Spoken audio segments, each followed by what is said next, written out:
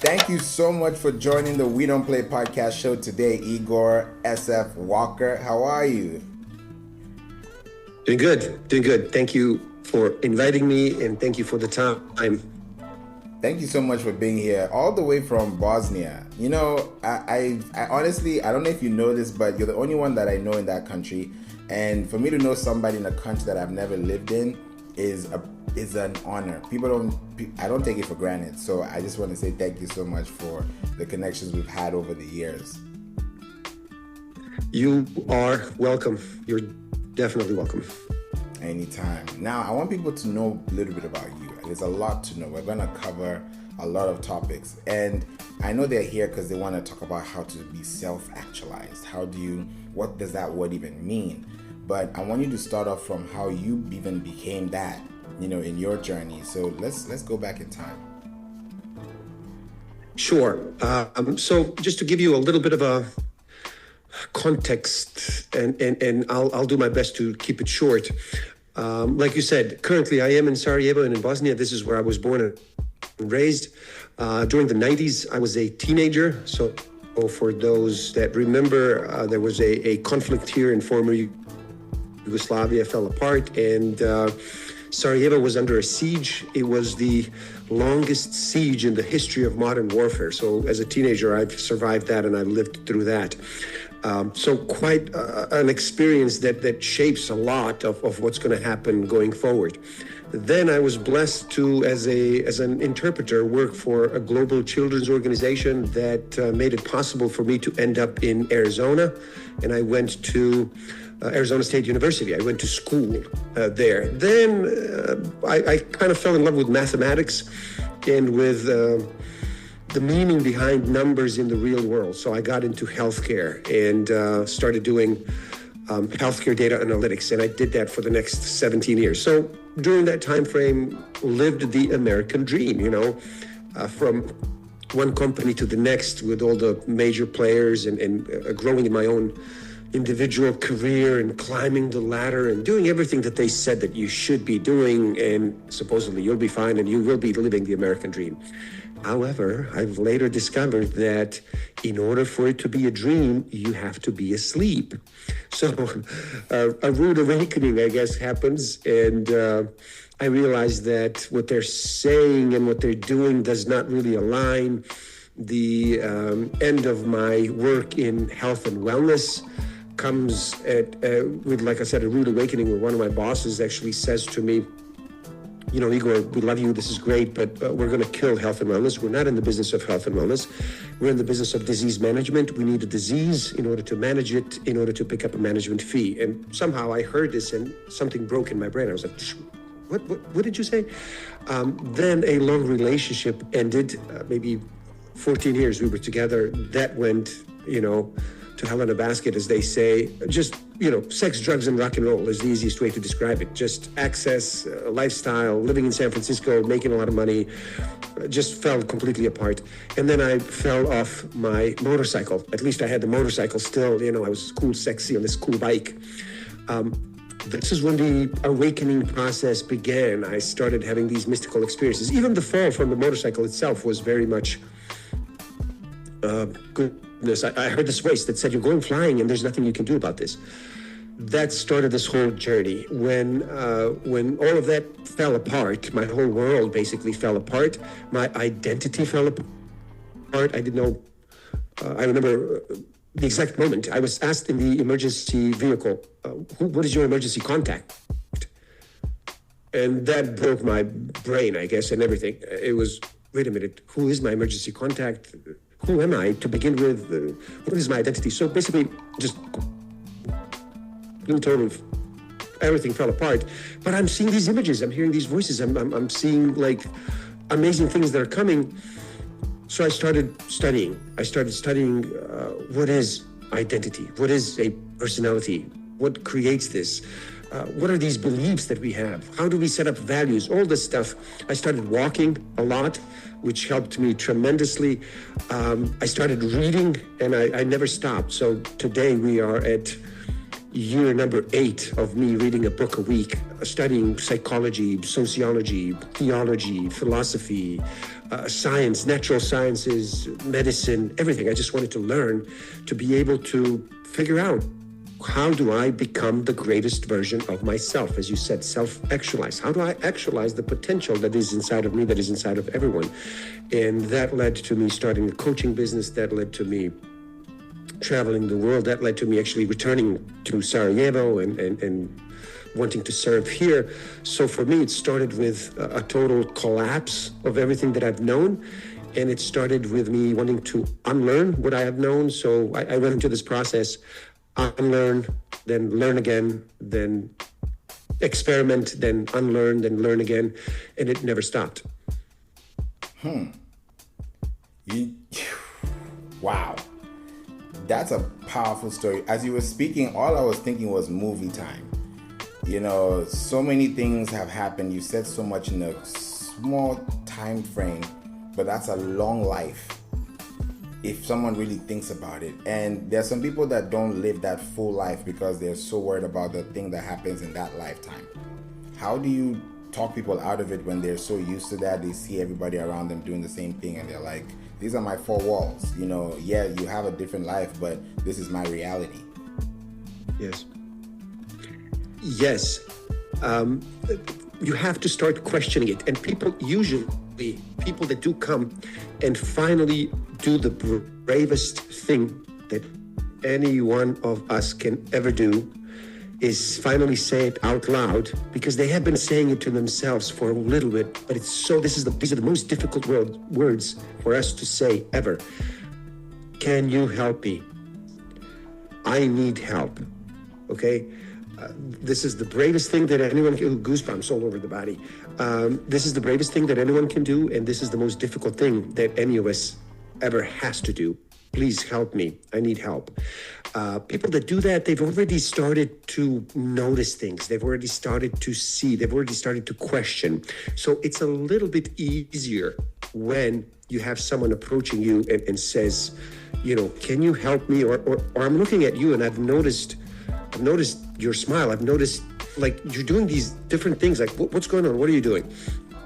The idea is to question, right? The idea is to question. The idea is to ask yourself your values. When is the last time you looked at your values truly in life? What are the top 5 values in your life, for example?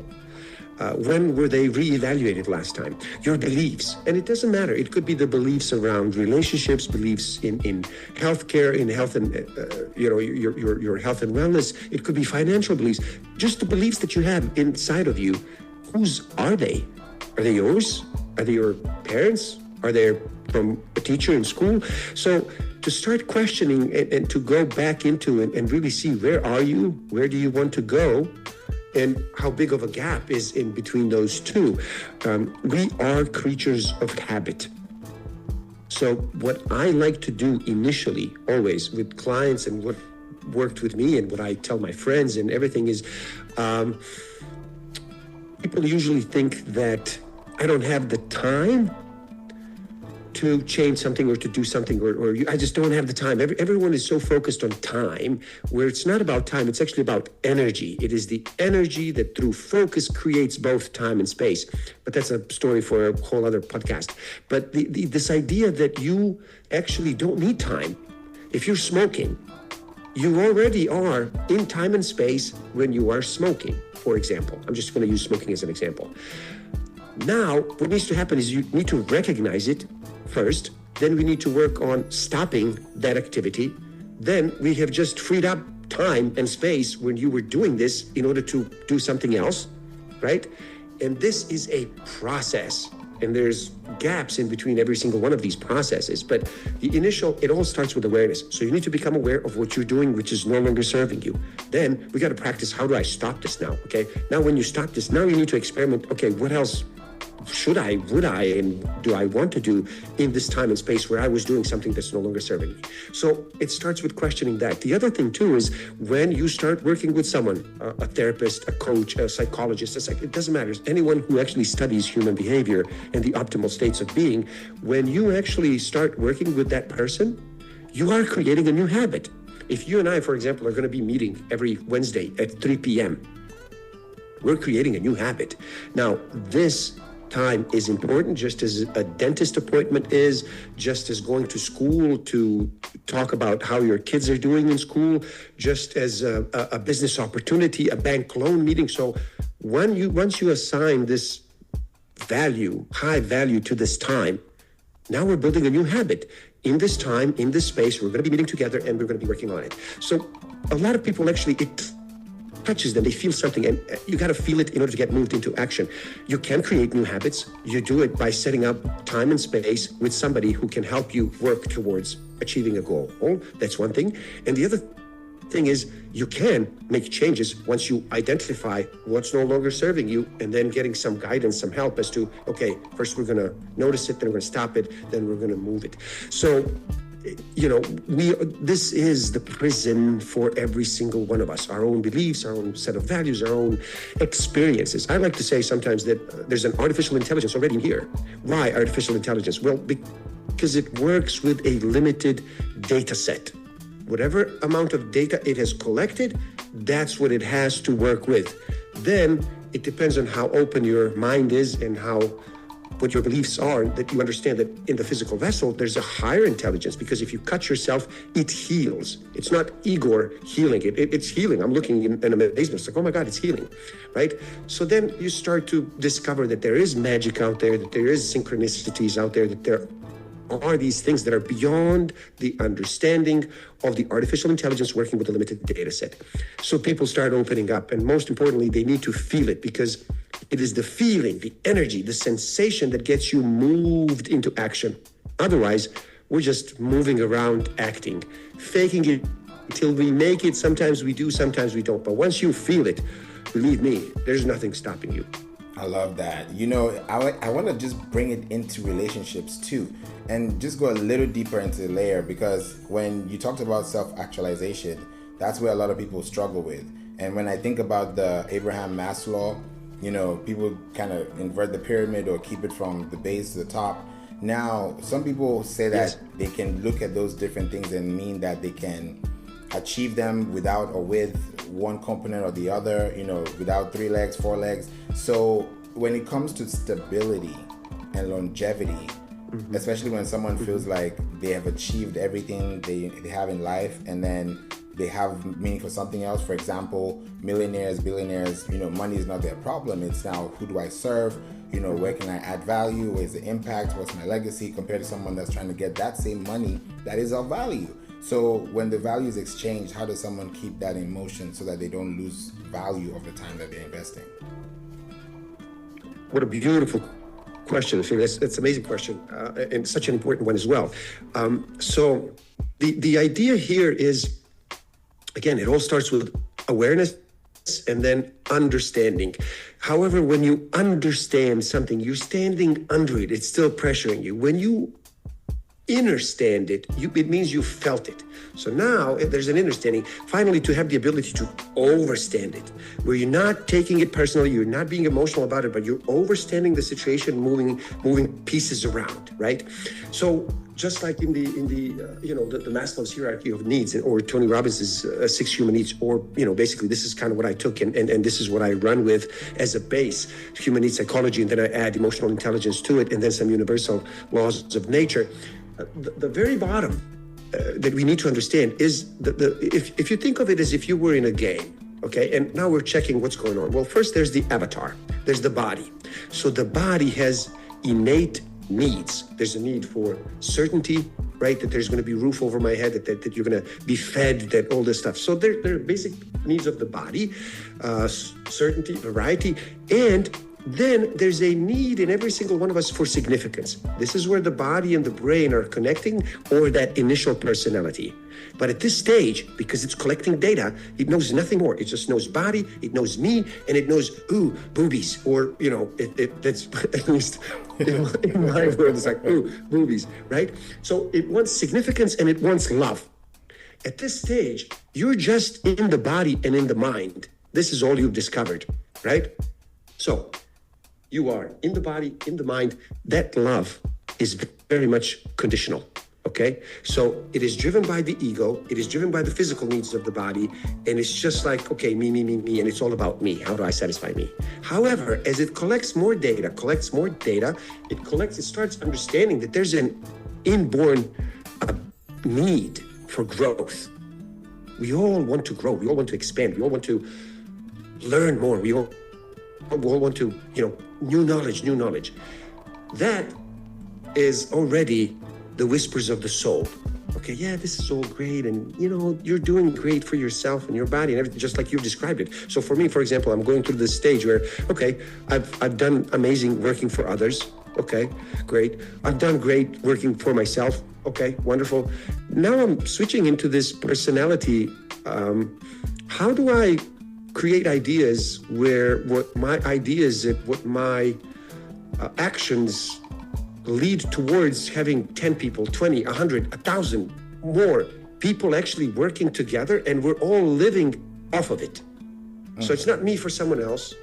It's not me for me.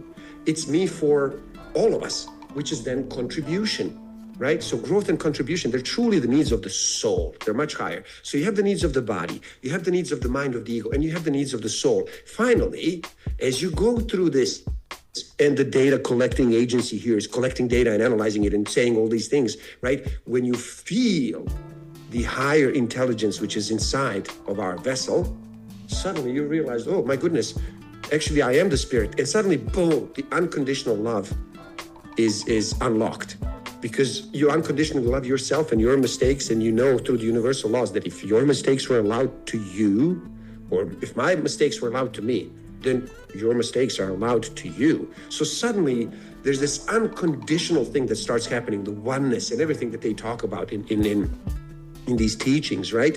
And you realize, well, wait a minute, I am the spirit, right? Which connects all of it. So somehow then it starts happening very naturally, where as a spirit that I am, I can enter the body via breath. As a spirit, I can go inside. I can go to a place of ease. From the vessel, which is at ease, I can go to the heart. The heart knows. It just knows, right? From the heart, as a spirit that I am in the body, go to the heart via breath, go to the brain, and then pick up the language of the soul, and only then speak out. Imagine if we were being taught this at an early age, at an early level, with amounts of practices. So to answer your question, long way around, what happens and how do you not lose? You never really lose anything, right? There's never really anything that is lost. Because in this duality setup, okay, win or lose, okay, if I lost, well, I can make it a win if I say I've learned something from it. So suddenly it's no longer lost. It just became a win, because what is it that I'm learning? So I'll go back to the same thing that I said earlier. It is all about awareness. Hence, my program and how the approach came through me is how I'll say it. It's not even that I was like, oh, no, it came through me.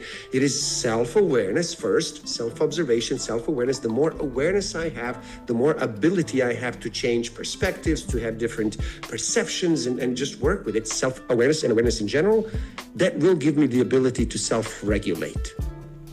And as I am aware and self-aware, I can become more self-regulating. And then I'm growing. At one stage, I'm just here. Hey, okay, we're all growing. We're at this stage where I'm just body, egos, mind, right? The next stage, I might go to growth and contribution, however, still being led by the personality. I'm doing this so that they say, oh, Igor is amazing. And then finally, you get to the spirit levels, which then, again, it ties the whole thing. It ties the natural sciences, it ties the neurological sciences, and it really ties in the philosophy and theology. And you're on this road. It's just being honest enough and brave enough, just like in that moment where you can say, can you help me? I really need help. It is just sort of being honest and observing and ending the cycle of lying to myself. Because you're never really lying to anyone out there anyway. We just lie to ourselves. So if I can notice that and start slowly but surely ending that, then the rest of the process becomes very natural and you go in it and you're working. Now, does it mean that someone who is very much under pressure of working 2 or 3 jobs and taking care of children, and it's just running left and right, and basically in the survival mode because of these bottom 3 needs. And you come in and you tell them, oh, you just need to grow and contribute, they're going to stab you, right? They're going to be like, oh, you're insane. What are you talking about? Okay. So this is, I also think from here is where we come to, if I can somehow take care of, this is where a lot of those questions that some of the greatest minds have said, what would you do if I took care of your housing bills, your energy bills, and for the next 6 months, everything is taken care of for you? What would you do? What will you do? Right? That's that idea. Because if I can take care of these basic needs, roof over your head, energy is taken care of, food is taken care of, you're no longer under that pressure. Now you're finding some of that ease. As you're finding some of that ease, you're plugging into different areas of the field of information that we're all swimming in. And slowly but surely, you can then start thinking about contributing and growing and all that stuff. This is another thing that I believe that the powers that be, or the ones that know how to drive collective reality, influence individual realities so that you stay down there, so that you're not thinking about all these things, so that you are in the fear-based decision-making process, which we see with the world, what that does. However, it's still all just a process. So there's nothing really lost. Stay the path, be honest with yourself, is the number one thing. And remember, you are the spirit, you are the body, you are the personality, and you are so much more than all of that. You're definitely not what the artificial intelligence and the data collecting agency here says. Oh, no. You just witnessed these things, but you are so much more than that. I love that. It's like human intelligence versus artificial intelligence. Then you talked about collective and individual. That's a huge thing. So I feel like that's where people should start from. Because charity begins at home. You can't help those if you can't help yourself. That those are in need. It's a biblical principle. It's a logical principle. It's a human principle, if I can put it that way.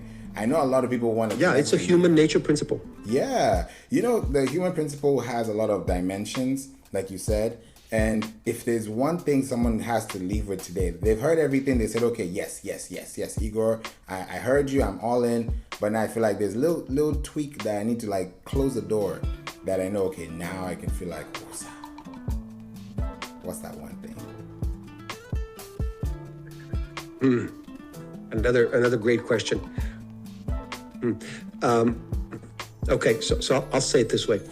The greatest way to reach the state of ease is conscious freeze. So the greatest way to reach the state of ease is conscious freeze, and I'll expand just a little bit on it. So I'm not even entertained, let alone go into the fight or flight mode of the biology, of the chemistry of the organism. No, I'm just going to consciously freeze, observe, gather more information, not to logically analyze it and do all that stuff. No, but to feel. As I start playing with the sensations, when I say feel, I mean sensations. Once I start unlocking the sensory world and how much information comes through sensation, right? Like you walk into a room and you just feel the room, or someone walks into a room and you feel them, right? This is what I'm talking about. So what you want to do is you want to go always, no matter what is happening, your number one tool, your number one go-to thing to use is, no matter what's happening, stop, go back to ease. From a place of ease, then you're a different kind of a being. You have access to different kind of information. There's different brain waves, heart rate is different, blood is everything is different. You're no longer producing cortisol and adrenaline. You're producing dopamine. So stop. Go back to ease. From a place of ease, all kinds of magical things will happen. So that's one thing that I would say to be like, okay, you know all kinds of stuff, you read all kinds of stuff, but the one thing to be able to apply any moment, anytime, anywhere, any day is stop and go back to ease. And the greatest way to go to ease is a conscious freeze. So you're gathering information and deciding, or not even deciding anything. You're just going to see what happens next, as opposed to fight or flight, where you're already lost. And that goes into your breathing. I got to learn this on an Instagram video just a few days ago, and I shared it with my close friends, that when you breathe, especially like when you put your head in water, cold water, ice water, it does something to your brain. Another thing too I heard is when you now breathe in, you breathe in for 4 seconds and breathe out for 6 seconds, and you're able to probably even do the reverse if you can. That way you're able to think about how your brain waves work and how you're building your emotion. Does that go into that fight or flight? Because you can be breathing because you're tense. You can't think, as opposed to... So how does someone balance? Great. Yes, you're absolutely right. That is a great example. And yes, exactly. That is exactly what is happening. I'll tell you about the cold. The Wim Hof made that famous and popular, but that's been with us ever since we've been here. And everything that I do, I try and make it natural and experiential so that you can be like, oh, yeah, no, this is how I experience it as well. So if you think about it, when you're at the coastline, at the river, creek, in the shower, what happens when you are suddenly splashed with cold water? And for everyone, just think about it and try and remember, or if not, experiment with it. What happens is the following. So now you're enjoying, it's a hot bath, it's nice, it's great. Suddenly hot water comes in. This is what happens, right? The same thing happens when someone frightens you, when you're in an accident. No matter what happens, your breath is taken away, right? So this happens.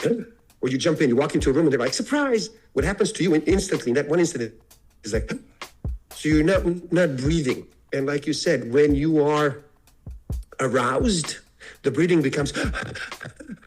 So now when you're doing that kind of a breathing, you're affecting your heart rate variability. You're directly affecting your vagus nerve. Vagus nerve is the largest nerve in the body that controls everything. And what's interesting enough, it's actually the communication is ascending. So it receives information from the body up. So by using breath work, you actually reduce your control. You have, okay, let me say it this way. With breath, like I said, as a spirit, we are breath. Breath is one of those biohacks. It allows you to enter the body and control your heart rate variability. What that means is your heart rate and how much blood is being pumped, and also where the blood is going in the vessel, right? That's one thing. You can affect through breathing, and like you said, 4-6, there's all kinds of different breathing patterns, right, that you can explore. So go explore your breath work and find your breath again. Return to your breath, right? Because it affects your brain waves. Now, different brain waves allow you access to different kinds of information, even chemistry production, right? You're no longer going to be producing cortisol, which is known as the hormone of stress. You're not going to be producing adrenaline.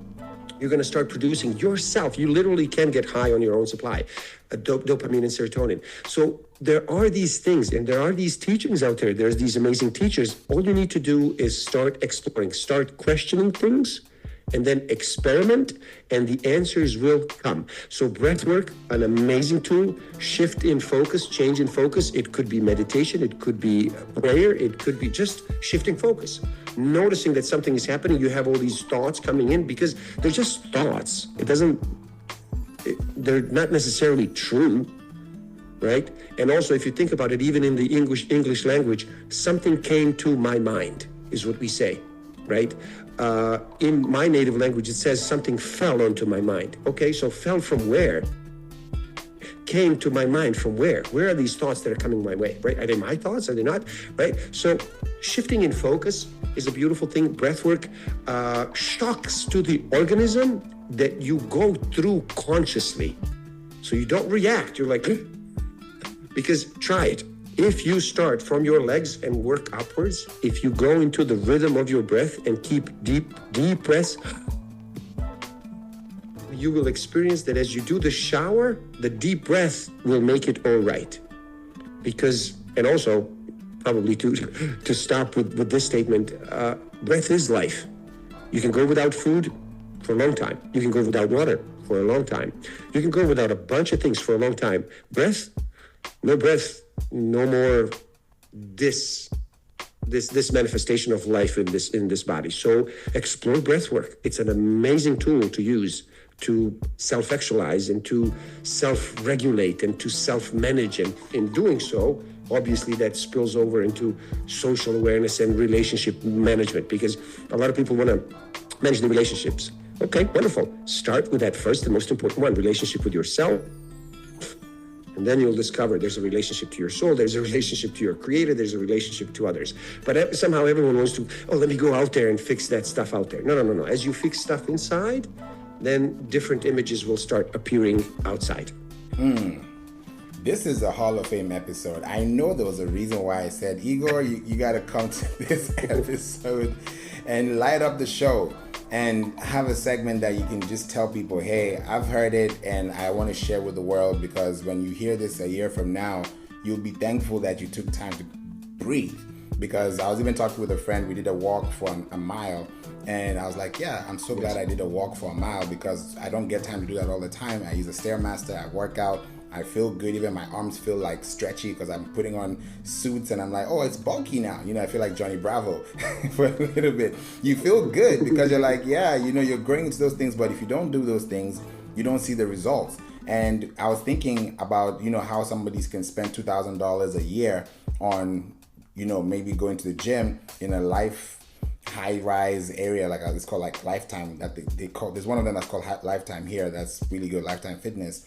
And if somebody's spending $2,000 a year, imagine the medical bills that they could spend if they didn't do that per year. So people don't see those costs, but they think the costs are heavy when they don't see the implementation of the cost and the expense at the time. Yes, very, very true. It's another thing that kind of, for me at least, pops into my mind instantly as you were saying all these things. It's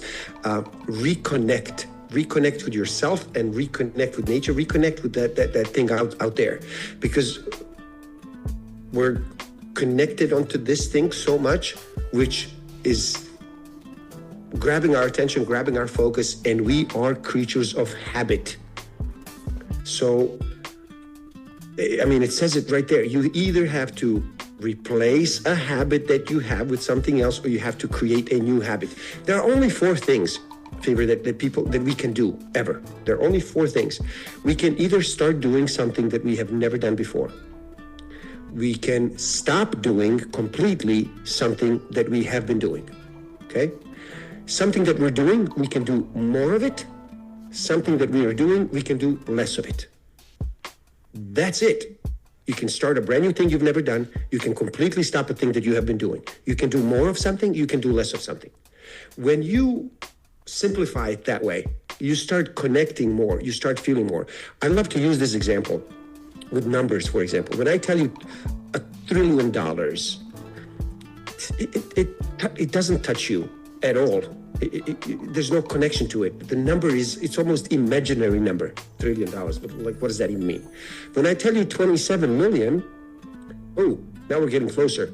That's potentially a couple of houses, some great cars for those people that are still in the houses and the cars. Then it's potentially what I can do to give back, or what I can invest into businesses, and $10,000 a month for 12 years, whatever. It touches you. So there's a lot of things today that we are doing on autopilot because it's a habitual behavior that we've never questioned before, that we're disconnected, so it doesn't really touch you, right? So, when I say, well, how about you eat a little healthier? Oh, no, it's cool, you live only once and do all this stuff. When you were in your, 20s, 30s, 40s, it doesn't matter. When you're in the 70s and the 80s and you're paying all those bills and suddenly you're drinking 6, 7 different pills, then it does matter. So connecting to yourself, connecting to nature, and also, go and play with your own mortality. We're all going to die one day. Everyone that we love, they're all going to, be gone one day. Sit with that feeling, sit with that sensation. This is not an endless journey, no matter how many scientists and biohackers and they're trying to make it, we'll live forever. Would you really want to live forever? Especially with the display of, let me say, lack of humanity that we're displaying as a species. I would not want to look at what we're doing at this stage forever. No. I want to advance. I want to move on. I want to do all this stuff. And not only that, having my final date, my expiration date, makes me more present. So these are all the things like connecting instead of being completely disconnected and there's, I think Ralph Smart is the guy that says, reconnect to your humanity as opposed to this artificial insanity. I mean, wonderful. What a great advice. Wow. Thank you, Igor, for bringing this light. I feel like this was like the extended version, and it was needed because when people listen to this, they're like, yeah, some people get angry when you're cutting somebody off. I'm like, now you have no excuse because you've heard everything, and I'm so glad you're able to be here with us. I know people want to connect with you. Possibly they want to do this for themselves and also start doing that with somebody accountable and also making decisions that make their life better. How can they connect with you further? Thank you for creating. Thank you for contacting me again, and I'm so grateful that we did invest energy and we created this time and space, and it's wonderful and it is much needed, and I do thank you for that. You can reach me easily.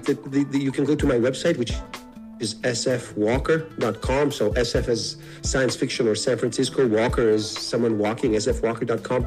You can find my YouTube channel, potentially one of the largest libraries of these useful, amazing books that you can. I do previews of the books every week. So the SF Walker is the YouTube channel as well, SF Walker. You can find me there. There's a podcast as well. You can find me on the podcast platforms. The podcast name is Master of Life Awareness. Those are, I would say, the easiest channels. You can probably find me in other platforms as well. But I think YouTube, this is where you get the most for your most bang for the buck. And the website, on the website, there's my program. You can reach out to me as well. And I'm here to serve. I'm here to, like you said, self-actualize and share my story to others so that they can return to themselves and then self-actualize as well. The key component is self and self. We're independent.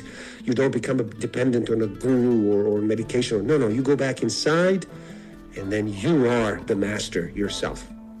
100%. Thank you so much again. You guys know where to find the links in the description. Click the link below or just rewind this part and make sure you type it down so that you can get in touch with Igor, SF Walker. Thank you again for being here with us today on the We Don't Play podcast show. And we can't wait to bring you back again to shed more light, gems, and insights on self-actualization. Thank you again.